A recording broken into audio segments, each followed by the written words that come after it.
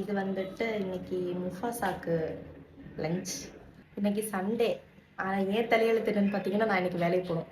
ஆனால் இந்த night shift போகிறதுல ஒரு ப்ளஸ் பாயிண்ட் என்னன்னு பார்த்தீங்கன்னா, நான் வந்துட்டு ஃப்ரைடே வேலைக்கு போனேன். அதாவது நைட்டு போனேன் 8:30 ஷிஃப்ட்டுக்கு. சாட்டர்டே மார்னிங் 5:30 ஷிஃப்ட் முடிச்சுட்டு வந்துட்டேன். சாட்டர்டே ஃபுல் டே எனக்கு இருக்குது. அப்புறம் சண்டே இன்னைக்கு எனக்கு ஜாப் போகணும். ஆனால் எனக்கு நைட்டு போனால் போதும். ஸோ அது ஃபுல் டே எனக்கு இருக்குது. என்னதான் மாதம் கடைசியாக இருந்தாலும் நான் சாப்பிட்றேனோ இல்லையோ இந்த முஃபாசாக்கு நான்வெஜ் போடணும். சண்டே ஆனால் என்னன்னு தெரில, அவனுக்கு சண்டேன்னு புரியுதான்னு தெரில.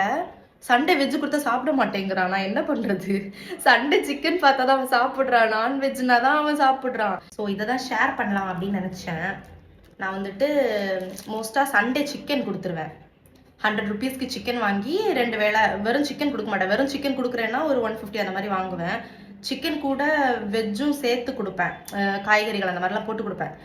இப்போ வந்துட்டு கொஞ்சம் மாத கடைசி, கொஞ்சம் காசு பஞ்சம்.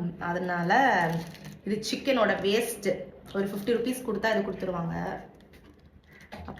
ஸோ எப்போவுமே சிக்கன் வேஸ்ட்டு வாங்குறப்போ சிக்கனோட ஸ்கின்னோட சேர்த்து தான் கொடுப்பாங்க. சிக்கன் ஸ்கின் வந்துட்டு கொடுக்காதீங்க. நான் இப்போ தான் கூகுளில் பார்த்தேன். ஸோ பப்பிக்கு வந்துட்டு 6 மந்த்ஸ் ஆகுது. சிக்கன் ஸ்கின் கொடுக்கக்கூடாதுன்னு போட்டுருந்துச்சு. டைஜஸ்டிவ் ப்ராப்ளம்ஸ் அந்த மாதிரிலாம் ஆகும். ஸோ சிக்கன் ஸ்கின் வந்துட்டு எப்போவுமே அவாய்ட் பண்ணுங்க. கையில் எடுக்கிறது ஒரு மாதிரி இருக்குது. ஸோ இந்த மாதிரி இருக்குது. இதெல்லாம் அவாய்ட் பண்ணிடுங்க. இது வந்துட்டு கொடுக்கக்கூடாது டாக்ஸுக்கு. ஓவர் வெயிட் கெயின் ஆகலாம், ஏன்னா இதில் ரொம்ப ஃபேட் இருக்கும்.